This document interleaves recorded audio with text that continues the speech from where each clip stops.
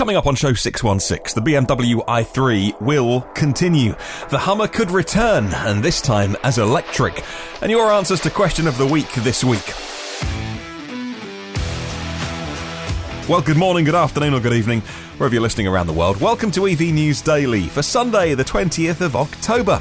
It's Martyn Lee here, and I go through every EV story to save you time. Thank you to myev.com for helping me make the show. MyEV is the world's first marketplace, all about connecting buyers and sellers of EVs in the USA.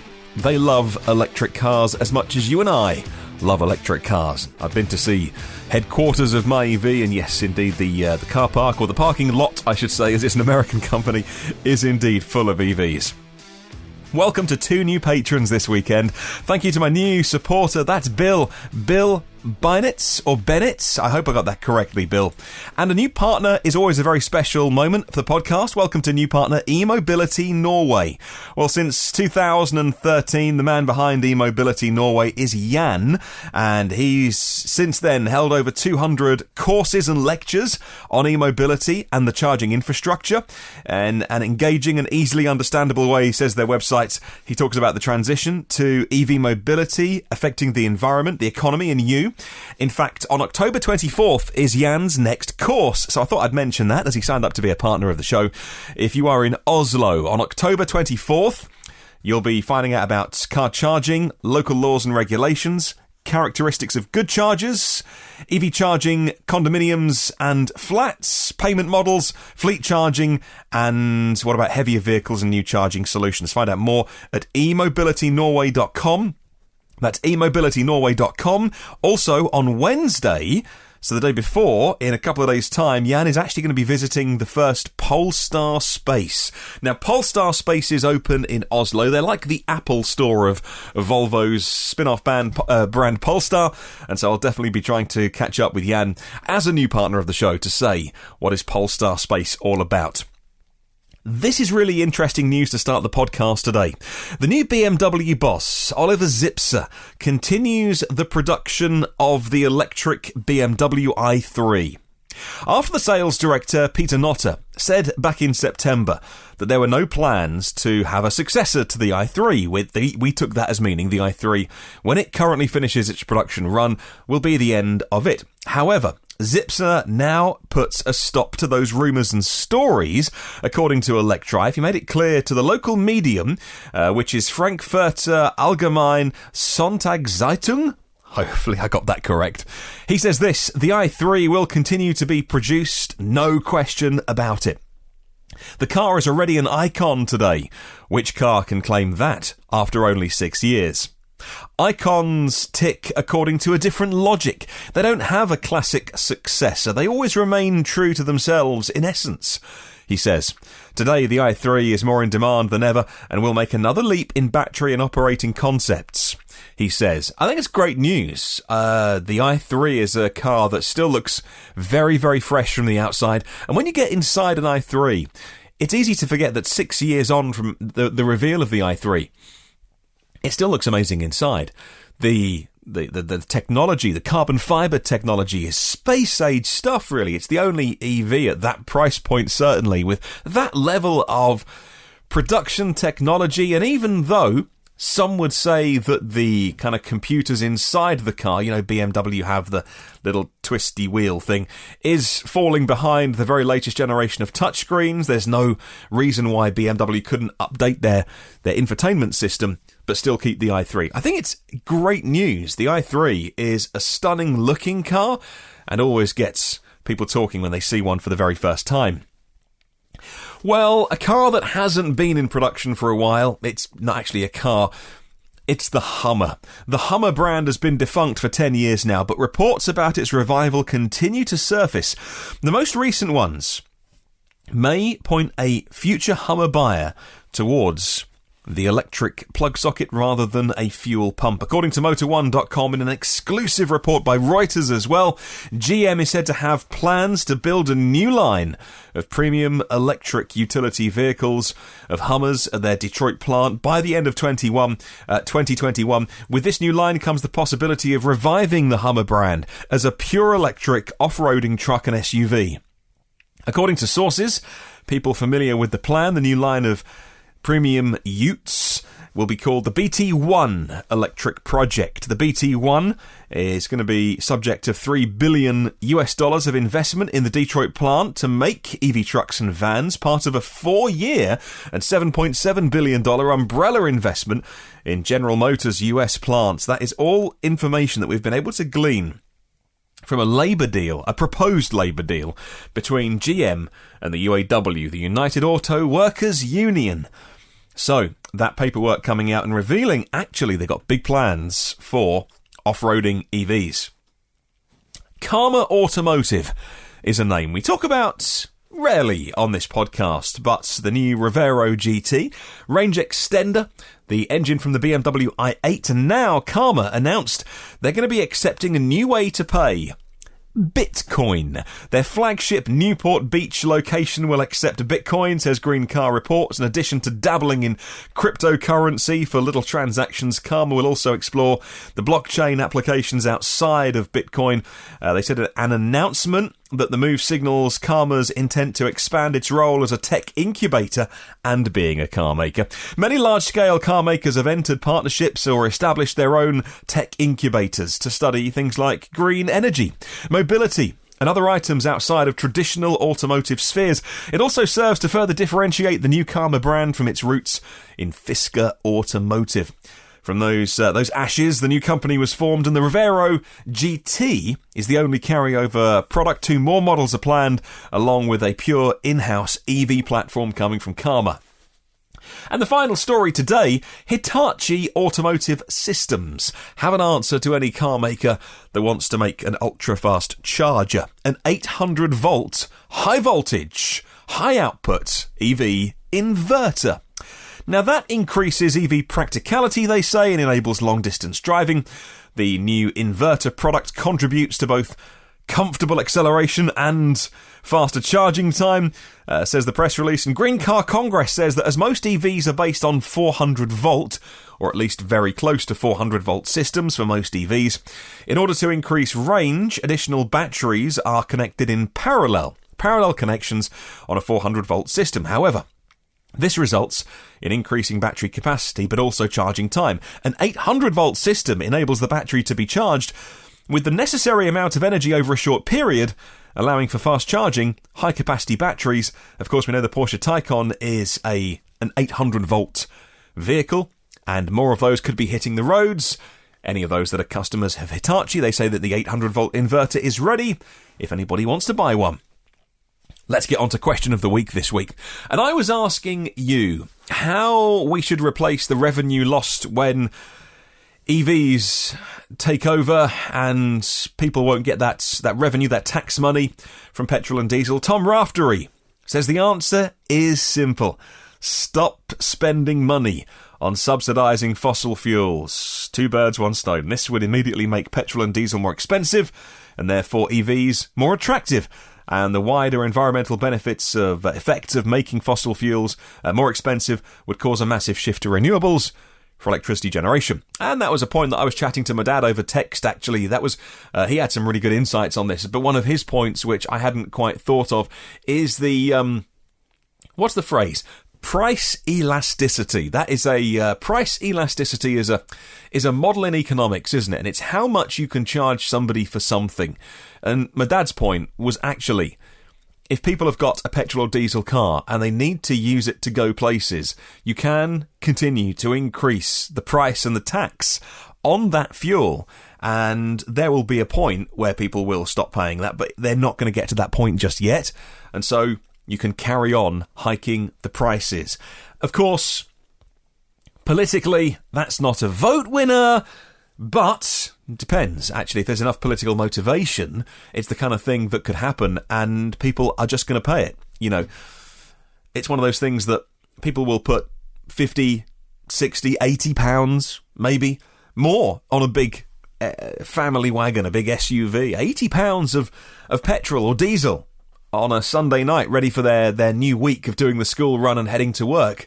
But you can do that with 5 or 10 pounds of electricity, even if you don't think about when you're charging it, or even if you're just charging it at home on a really standard rate. But, of course, people we are so used to paying for petrol that people will carry on. Peter Ferret says, by the way, I'm going to start with a pattern here. The government will save money by not subsidising oil as much. This should offset the loss in tax from the fuel. Soren from Australia. I suspect that stopping the subsidies given to oil, gas and coal would more than cover the lost revenues of petrol.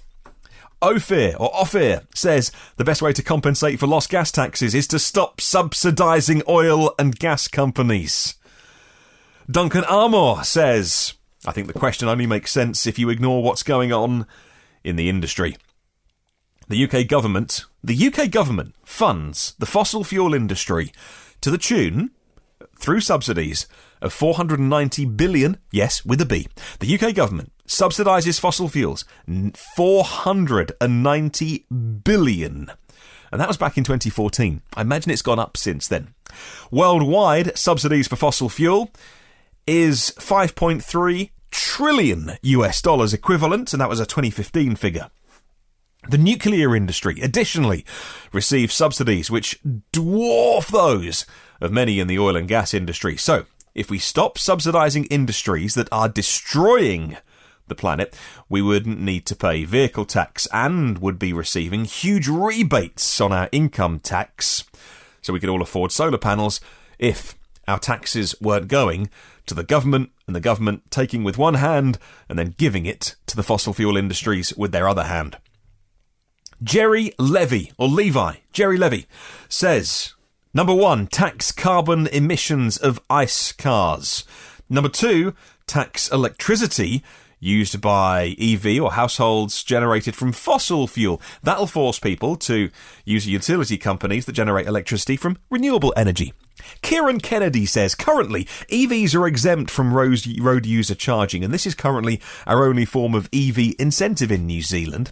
The government has promised that they won't be charged road user charges until January 2022, or until New Zealand EVs are 2% of the market, whichever comes sooner. It's looking like January 2022 will come sooner, based on the current trend.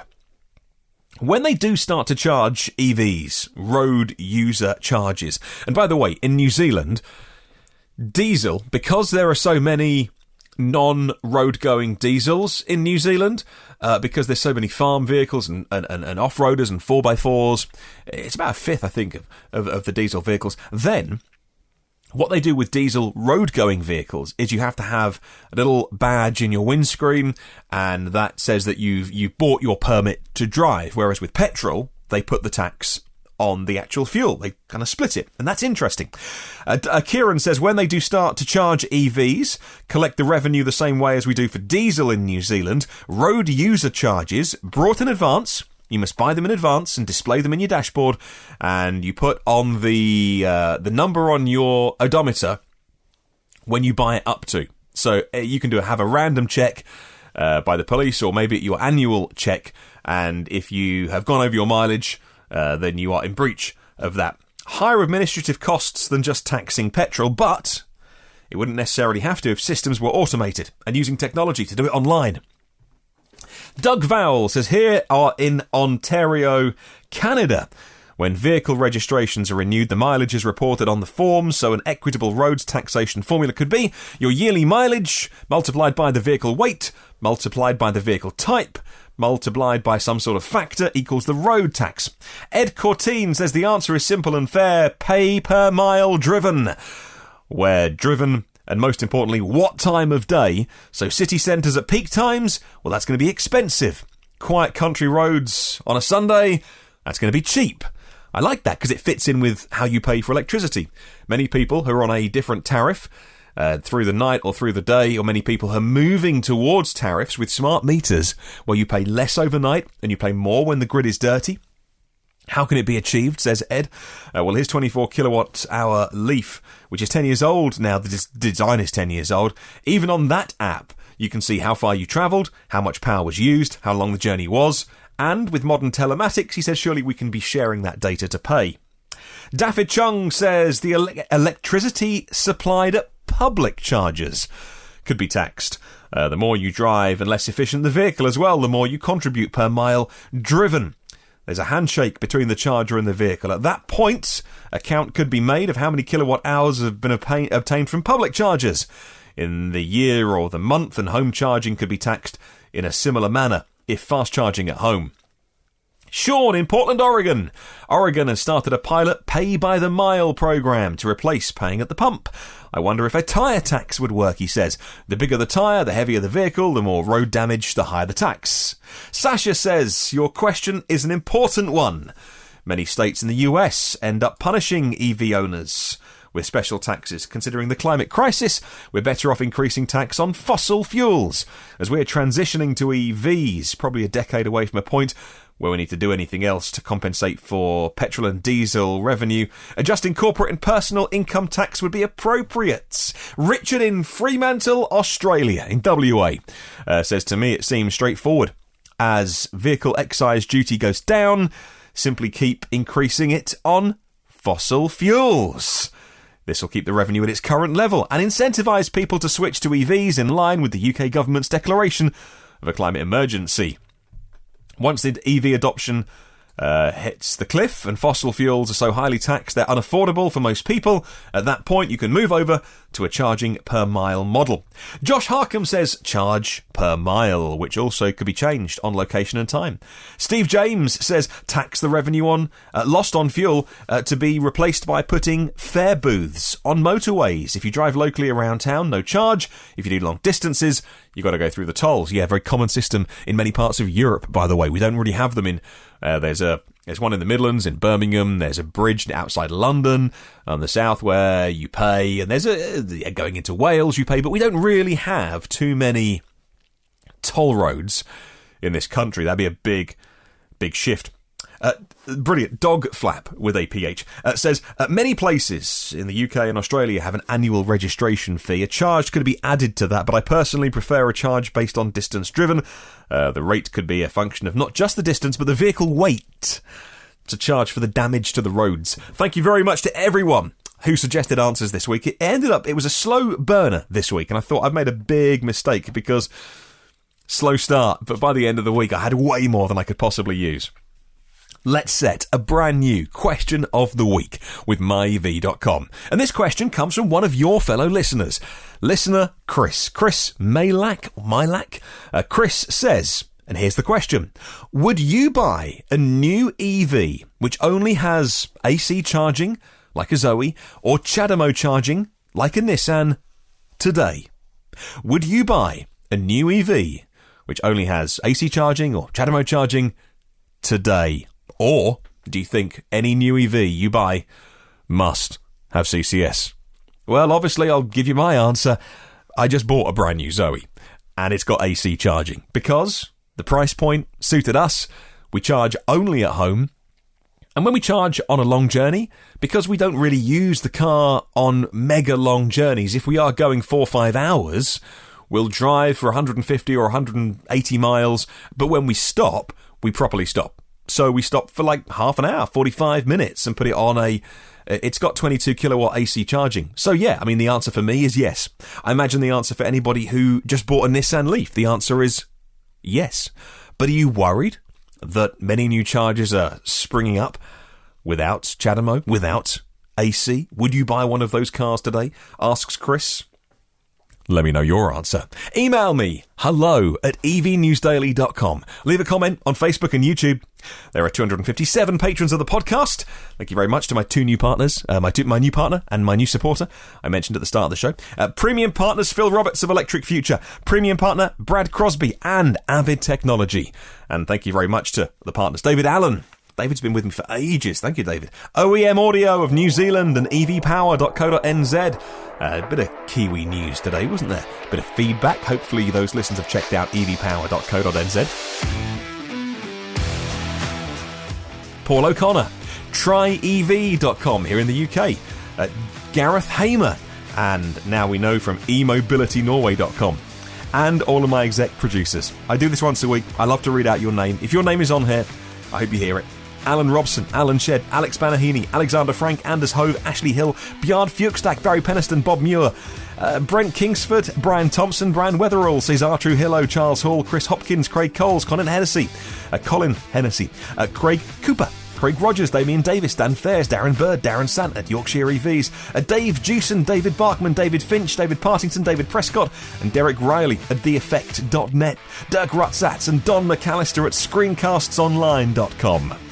Enrico Stefan Schillo, Frederick Rovick, Free Jewel, aka James, Gene Rubin, Jeff Lowe, George Clargo, Ian Griffithsy and Sear, Jack Oakley, James Storr, Jeff Irbies, Jerry Allison, Jill Smith, Jim Morris, John Bailey and John Lacey from Click Like Video NZ. John, who is Beardy McBeardface, John Nodell, Juan Gonzalez, Ken Morris, Kevin Mass and Carl Mahan, Lars Dallager, Lawrence D. Allen, Lejek Grugil and Luke Cully. Marcel Lohman, Marcel Ward, Marlon Shell, Martin Croft, Matt Piccioni, Matthew Ellis, Maz Shah, Mia Oppelstrup, Michael Pastroni, Michael Cuffin, Mike Rogers, Mike Winter, Nathan Gore Brown and Neil E. Roberts at Sussex EVs. Northern Explorers, Ohad Aston, Paul Ridings, Paul Seegersmith, Paul Shelley, Paul Stevenson, Perry Simpkins, Pete Glass, Pete Gorton, Peter and D. Roberts at Oxon EVs, Phil Mouchet, Pontus Kindblad, Rajiv Narayan, Ralph Jensen, Rene Schneider, Rob Cooling at appledriving.co.uk, Rob Hermans, Robert Grace, Robin Tanner, Rupert Mitchell, Sabby the Cat, Sarah McCann, Sari Kangasoja, Soki Payne, Stuart Hanna, The Limousine Lion in Sydney, The Plug Seeker, Tim Gutteridge, William Langhorne and Zach Hurst. There are 615 previous shows and get the new ones if you subscribe for free on your favourite platform, even on YouTube. Come and say hi on the socials, search EV News Daily. Have a wonderful brand new week. I'll catch you soon. And remember, there's no such thing as a self-charging hybrid.